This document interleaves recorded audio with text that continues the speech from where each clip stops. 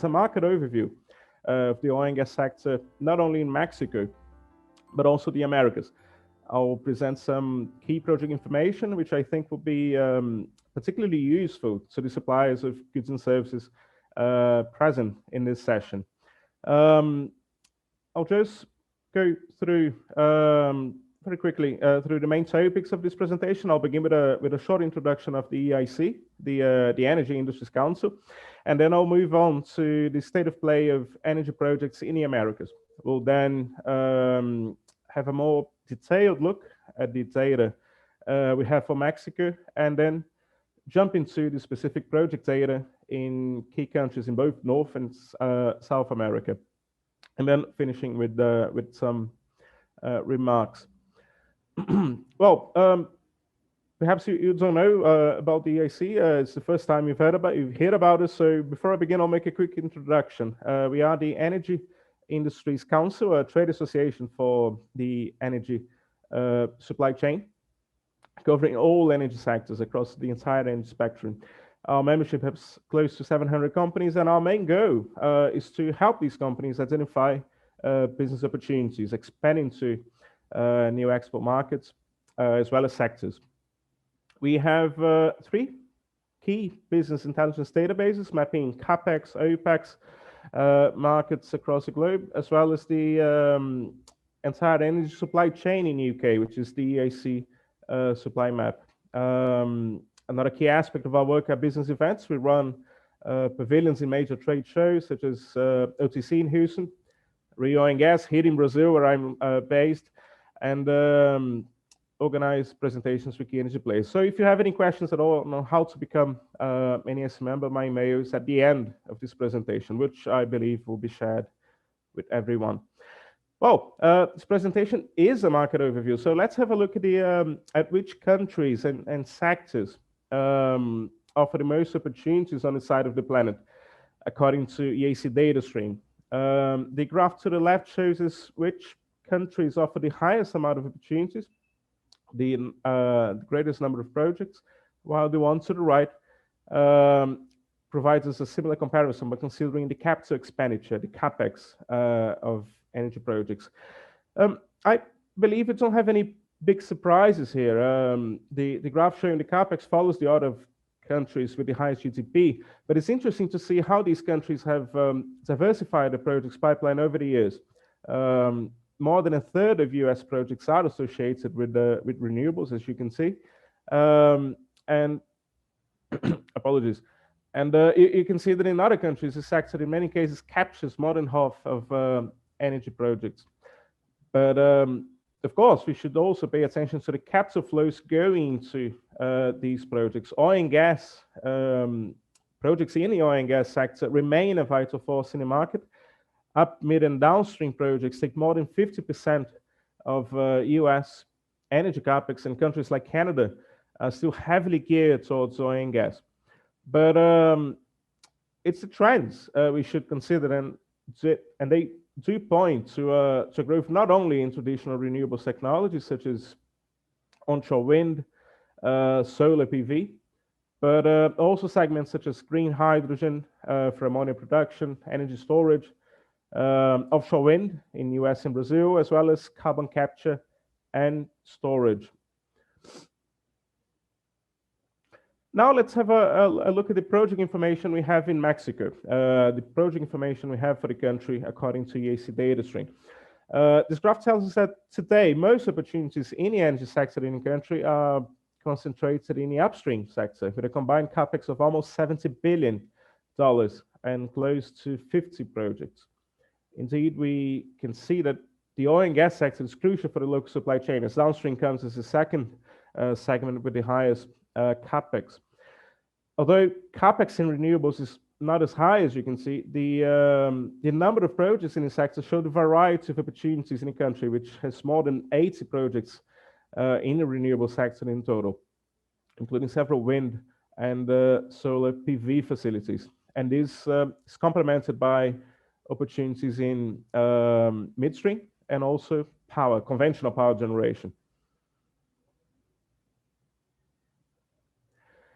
Now let's talk about the pipeline of projects, the recent projects that have been announced in the country, Mexico's pipeline of energy projects has increased in the last couple of years, with a major addition of renewables development since in 2020. LNG export facilities, liquids terminals, and oil and gas discoveries accounted for most of the oil and gas projects last year, whereas gas-fired cogeneration facilities led growth in the power sector, which you can see in blue. Within renewables, a major uptick is observed in solar PV projects, which accounted for 38 of the 80 or so renewables projects added in Mexico last year. These projects combined will add an installed capacity of more than 8 gigawatt once completed. And to the right, you can see that Mexican contracting activity in 2020 has somewhat decreased compared to the previous year, but there are different aspects to each sector. While activity in the upstream power and renewable sectors reduced, there were more contracts in the midstream and downstream sectors.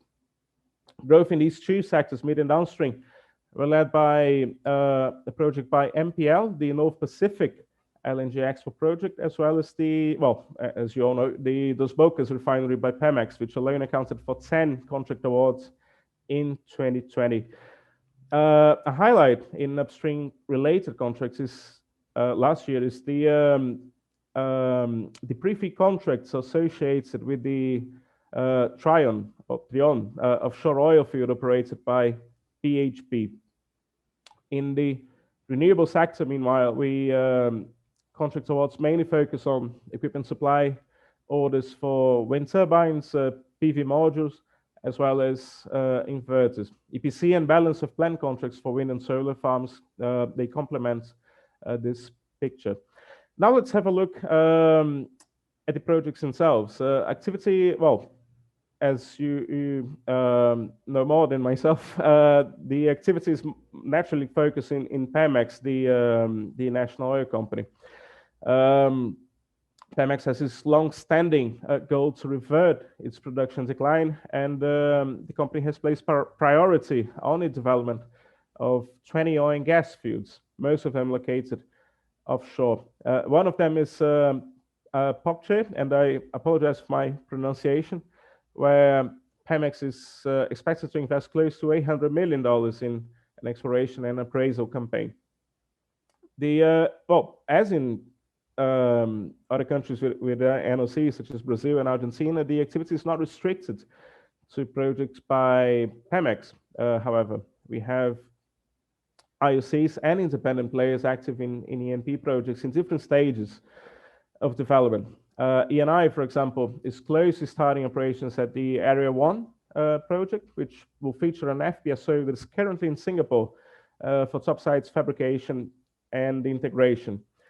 At Block 4, we saw Lukoil from Russia acquire Fieldwood's 50% operating interest in the block. The block will feature 2 wellhead platforms built by Ikaflua, and the project previously envisaged another 2 platforms at a later stage, but we'll see if the new owners plan to carry out this plan. And moving beyond, BHP Billiton's Trion offshore oil field is currently in the FEED stage after a contract to McDermott in May this year, and the final investment decision is expected in 2022. The project entails installation of a semi-submersible oil platform linked to an FSO, a floating storage and offloading unit. Moving to the Zama field, we have recently learned that Pemex will operate the field instead of Talos Energy. The project had already completed its FEED stage, front-end engineering and design, also conducted by McDermott. And looking further ahead, 2 exploration projects being led by Murphy Energy and Repsol. Repsol announced earlier this year it would drill the Chak well on Block 29 starting in June, while Murphy is expected to drill an appraisal well at the Cholula discovery in Block 5 also this year. Now let's have a look at Midstream. The Mexican midstream sector has found a great opportunity with LNG export projects using gas produced in the US. The geographical location of Mexico's Pacific coast provides more competitiveness for LNG projects targeting Asian customers, as there is no need to transit through the Panama Canal. Two key projects in the country, the Amigo terminal led by the Epsilon LNG and the ECA project by Sempra LNG. Both of them have benefited from December 2020 decision by the US Department of Energy to grant the two companies authorization to export US produced natural gas to Mexico and re-export this gas as LNG to FTA and non-FTA countries.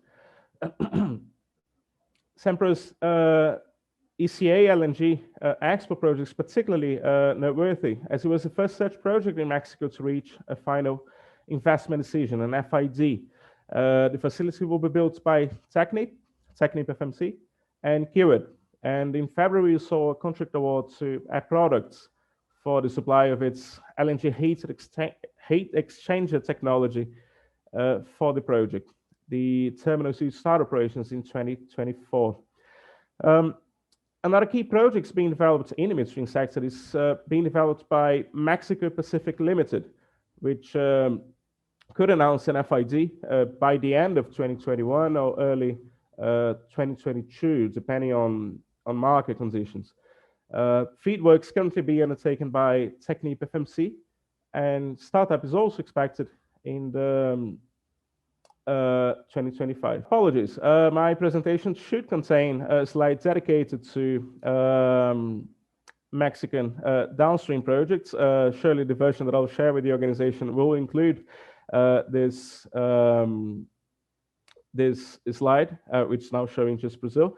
But I would just highlight the national refining plan announced by the AMLO administration, which called for the construction of the massive Dos Bocas refinery, 340,000 barrel per day refinery in Tabasco, as well as upgrades to 6 existing refineries elsewhere in the country. These 7 projects in total, they will require a combined capex of $15.8 billion, according to EIC data stream. Regarding Dos Bocas specifically, my previous colleague was just discussing this project. There are comments casting doubts on the necessity of building Dos Bocas following the acquisition by Pemex of a 50% interest in the Deer Park refinery in Texas.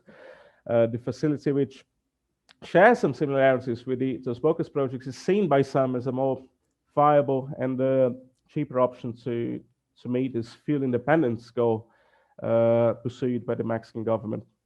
Now let's really talk about what the slide's showing us. Now I'm going to go beyond Mexico, touching on targeting some countries which are key oil and gas markets in North and South America. Here you can see projects in Brazil. As you know, Petrobras is very keen on developing its massive pre-salt reserves, and this is the #1 priority according to the company's latest 5-year business plan. And you can see here to the right on this map some of the key pre-salt projects we have at the moment, and they're also FPSO projects that we have. There is the Búzios field, which will be developed across several development phases, with phases 6, 7, and 8 highlighted here on this map. These 3 projects have already confirmed their FPSO contracts at SBM Offshore, which has supplied FPSOs to projects in Guyana, will supply 225,000 barrels per day to Petrobras. And we also have phases 7 and 8, which will feature FPSOs supplied by Keppel and DSME under EPC, direct EPC contracts, a bit different from the previous arrangements by Petrobras, which usually called for chartered agreements for FPSOs. Well, just highlighting that, just like Mexico, Brazil also has key IOCs in the country pursuing their own projects. I here highlight Equinor with the Bacalhau and Shell with the Gato do Mato projects. They are both FPSO projects as well. And while Shell is still pursuing a contractor for this FPSO, MODEC has already, Equinor has already confirmed MODEC as a supplier of the Bacalhau FPSO. Looking beyond to the midstream and downstream sector, I would highlight the interesting LNG projects that we have here in the country at the moment. We have seen many LNG to power projects consisting of an FSRU, a floating storage and regasification unit, placed right next to a combined cycle power plant. And this is the case of the Barcarena LNG terminal in northern Brazil, being developed by New Fortress Energy.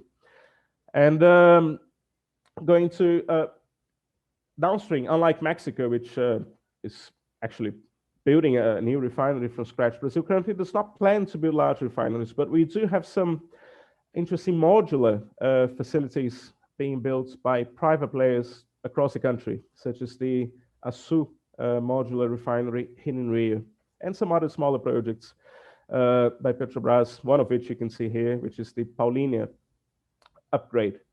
Well, expanding, going beyond Brazil and Mexico, what are the key targets for not only for our members, but the supply chain, the oil and gas supply chain in general, when they look at the Americas? Guyana is certainly one of them. And it's no secret why. In less than 5 years from the first Liza discovery in 2015, ExxonMobil managed to start up the Liza Destiny FPSO in late 2019, January 2020. Well, this was the first of many FPSOs that are still to come. We have new development phases, and you can see in the map information on the third one, which is Payara, and the fourth one, which will be Yellowtail. Hammerhead, which is also on the map, it could be the fifth phase, perhaps, but this has still to be decided. But what we know now, right now, is the Exxon and its partners are planning to build many more, as the project owners have previously commented. They see the potential for up to 10 FPSOs on the Stabroek block. So Guyana is firmly positioning itself right next to Mexico, Brazil, and the US as a major oil and gas player here in the Americas. I would also highlight it's not just upstream when it comes to Guyana. The Guyanese government and ExxonMobil have partnered to carry out a gas to power project in the country. They plan to bring gas produced from the Liza field to the shore. There is a gas processing plant being currently, well, actually, it's on the environmental licensing process, and the government also plans to build a 150 megawatt power plant, which will replace power generation currently using oil. So this is an example of an energy transition strategy used by Guyana. And on this slide, I would also highlight the Block 58 operated by Total Energies, as the company is now called. The company plans to install an FPSO. This is a potentially 10 billion project in Suriname, and a design competition for this FPSO that will be installed in Suriname is currently being disputed by MODEC and another consortium formed by Yinson and Technip. I'm aware of my time, so I think I'll speed things up a bit. Well, as we are talking about major oil and gas players in the Americas, of course, this presentation will not be correct if I didn't mention projects in the US. We have projects, when it comes to upstream projects, we have projects in all stages of development, from FEED to EPC, also exploration projects. I here would just highlight the Whale field development project by Shell, which an FID, a final investment decision, is expected before the end of 2021. And this is a 2 billion project. being undertaken by Shell. Another large project that I would highlight is the 5.5 billion, which is here at the center of the map, the North Platte offshore oil discovery. And just like Whale, it's also a semi-sub project. And we understand, apologies, we understand that major offshore fabricators in Asia are gearing to submit proposals for this unit. Moving to midstream, we also have, just like Mexico, LNG projects, and I think it would be good to highlight a very interesting project. It's the Delfin Floating LNG project. It's an FLNG project. The project has a capex tag of 6.8 billion, and FID has not been announced yet, but the developer has recently announced that the FEED for the project is complete. And having a look at the downstream projects, you can see some here on the map, some very big ones, traditional ones related to petrochemicals, and also some smaller ones related to renewable diesel. I chose these two projects because I just wanted to highlight how energy transition is also possible within downstream. We have this project by Ground Fuels, which is also engaged in carbon capture, hydrogen in the US, as well as a project by Marathon Petroleum, which is converting an existing refinery into a renewable diesel plant. So this shows us that decarbonization is not just limited to renewables, clean power generation, but also oil and gas assets.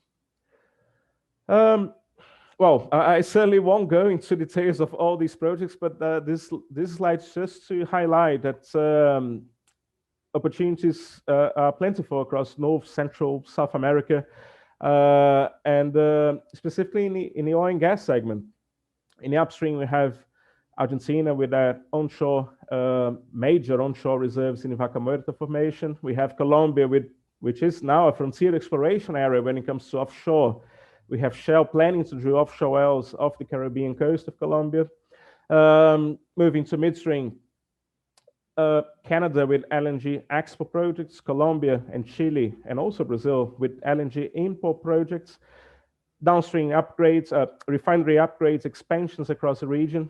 Also, new refinery projects, such as the one being planned by a private investor in Colombia, which is the Sebastopol refinery. So, well, I won't go into much detail, but if you have any questions on any of those projects, please feel free to contact me.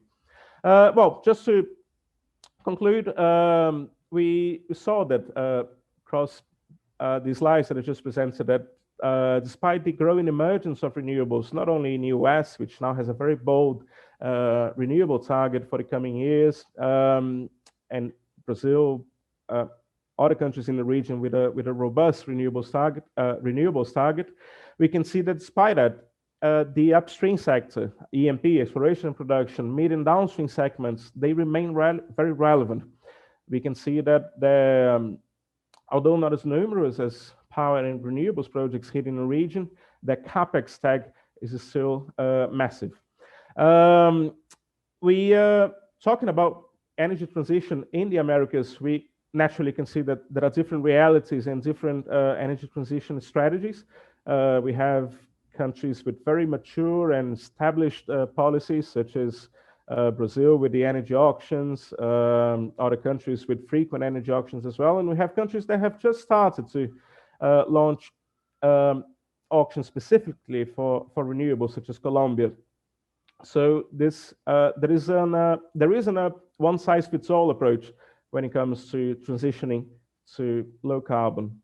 And of course, that no matter the country we are talking about, small or big, just beginning with the energy transition journey or not, policy and regulation should go in tandem with these energy goals. And for the supply chain, the suppliers of goods and services that are here on this session, I think it's good for us to have a look at the opportunities beyond existing realm of activities. The energy transition offers many diversification opportunities for oil and gas suppliers, for example, collaboration opportunities to innovate and to build this bridge towards a cleaner energy matrix.